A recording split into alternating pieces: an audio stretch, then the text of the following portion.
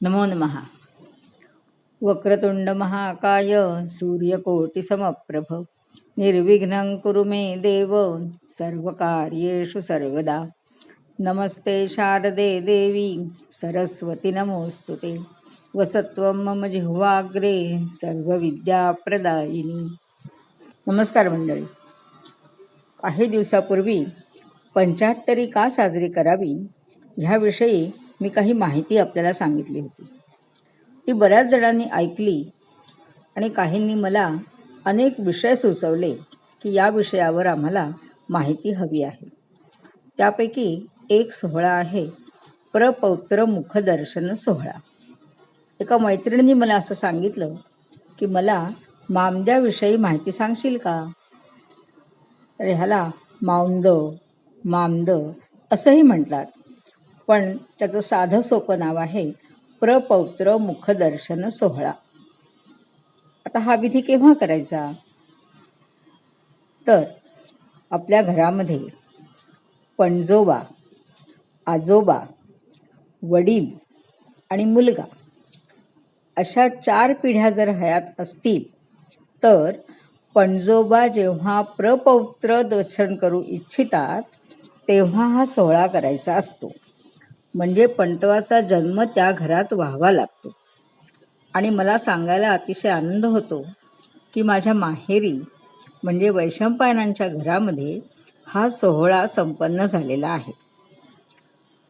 अशा ह्या 4 पिढ्या सलग आणि हयात असणं हा अतिशय दुर्मिळ असा योग आहे.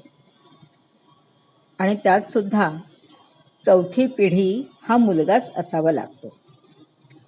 आजकाल आपण मुलगा मुलगी असा भेदभाव करत नाही. त्यामुळे मुलीकडून जरी पणती झाली किंवा पणतूच्या ऐवजी पणती झाली तरी सुद्धा हा सोहळा हौसेने अनेक लोक साजरा करतात. यातला सर्वात श्रेष्ठ योग कोणता. तर वरच्या 3ही पिढ्यातील पती पत्नी हे दोघंही हयात असणे. हा अतिशय अर्थात दुर्मिळ योग आहे, पण हा योग अतिशय असामान्य असा आहे आणि म्हणून हा सोहळा अतिशय उत्साहाने साजरा केला जातो. हा सोहळा साजरा करण्याचा हेतू काय, याच्या पाठीमागे काय उद्देश आहे ते थोडंसं जाणून घेऊया. मानवी जीवनामध्ये सुखदुःखाचे अनेक प्रसंग आपल्याला या संसारामध्ये येत असतात. अनेक प्रिय अप्रिय अशा घटना सुद्धा घडत असतात. आणि ह्या सगळ्याचा अनुभव घेत घेत माणूस हा संसाराचा प्रपंच करत असतो.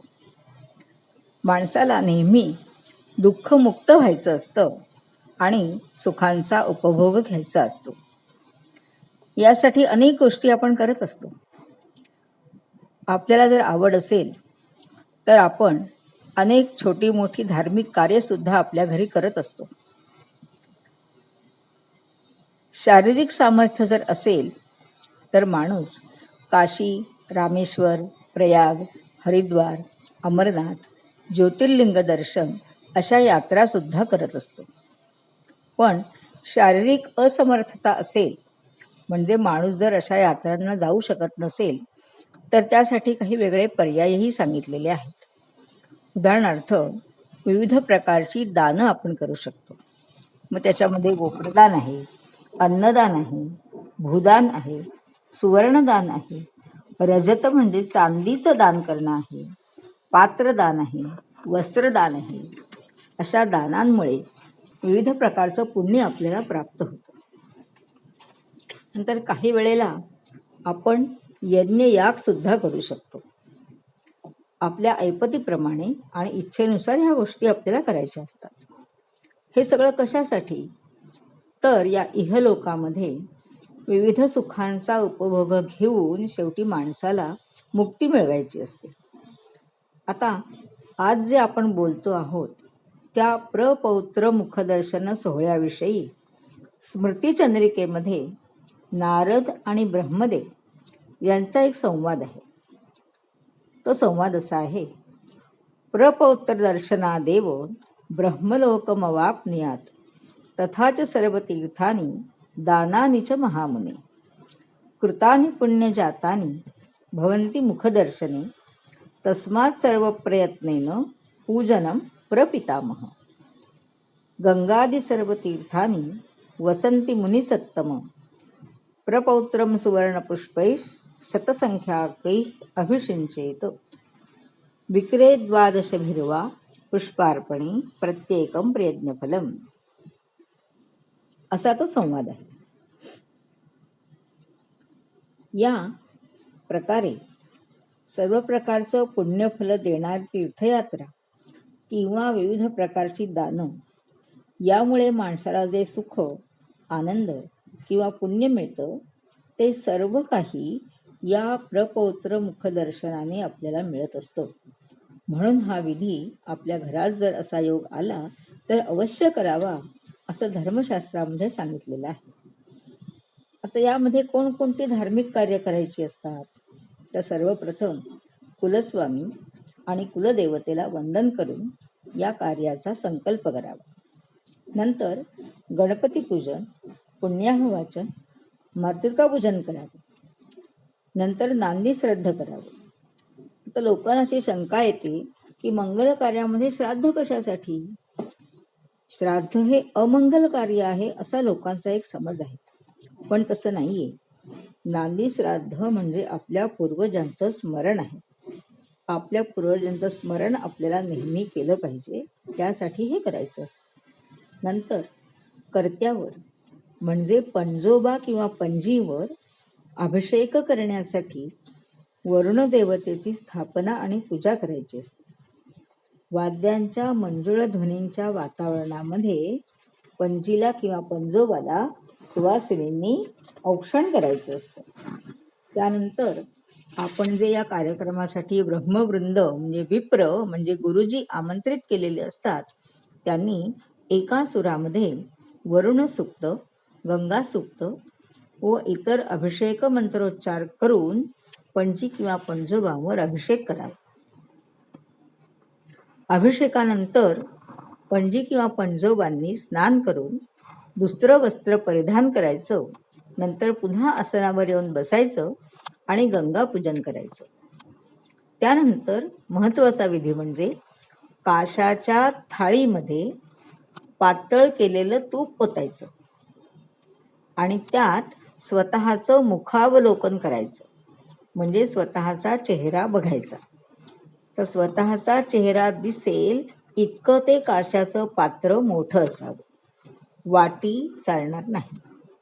नंतर सुवर्णदीप लावून त्या सुवर्णदीपाचा प्रकाश त्या कांस्य पात्रामध्ये पडला पाहिजे आणि त्या प्रकाशामध्ये त्या थाळीतील तुपात पंजी किंवा पंजोबानी आपल्या प्रपौत्राचं मुखावलोकन करावं, म्हणजे त्याचं थोडक्यात त्याचा चेहरा त्यामध्ये बघावा. नंतर पंजी किंवा पंजोबानी या प्रपौत्राच्या मस्तकावर सुवर्णाची 100 फुलं व्हावीत. आता 100 फुलं वाहणं हे सहज शक्य असणारी गोष्ट नाहीये, तर त्यासाठी पर्याय सांगितलेला आहे की 12 फुलं वाहिली तरी चालतात. एक एक फुल वाहण्याने एक एक यज्ञ केल्याचं फळ आपल्याला मिळत असतं. अगदी सुवर्णाची 12ही फुलं शक्य नाही झाली तर सोनचाफा आपण ज्याला म्हणतो त्या चाफ्याची फुलं वाहिली तरी सुद्धा चालू शकतं. पण शक्यतो सोन्याचं एक तरी फूल व्हावं. नंतर या कार्याच्या सांगतेसाठी श्री विष्णूंचे षोडशोपचारे पूजन करावं आणि नंतर पायस म्हणजे खीर याचा नैवेद्य दाखवावा. मम अभिष्टं कुरु अशी प्रार्थना करावी. जमलं तर गोप्रदान करावं. यथाशक्ती ब्राह्मण भोजन करावं आणि यथोचित दक्षिणा देऊन ब्राह्मणांचा सत्कार करावा. या सोहळ्यामध्ये आपले इष्टमित्र, नातेवाईक या सर्वांना सहभागी करून घ्यावं आणि आपला आनंद द्विगुणित करावा. आता सुरुवातीला मी म्हटल्याप्रमाणे माझ्या माहेरी हा जो सोहळा संपन्न झाला त्याची थोडक्यात माहिती मी आपल्याला सांगते. म्हणजे ह्या 4 पिढ्या कोणत्या, त्यांची नावं आणि त्यांची वय मुद्दाम सांगते मी आपल्याला. पंजोबा जे होते ते केशव श्रीधर वैशंपायन, त्यांचं वय होतं 98 वर्ष. त्यांचा मुलगा विश्वनाथ केशव वैशंपायन यांचं वय होतं त्यावेळेला 70 वर्ष. त्यांचा मुलगा महादेव विश्वनाथ वैशंपायन याचं वय होतं 36 वर्ष आणि त्याचा मुलगा निरंजन महादेव वैशंपायन ह्याचं वय किती होतं?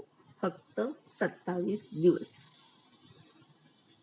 आणि हा कार्यक्रम आमच्याकडे 29 जून 1997 या दिवशी ब्राह्मण सभा मालाड या ठिकाणी संपन्न झाला.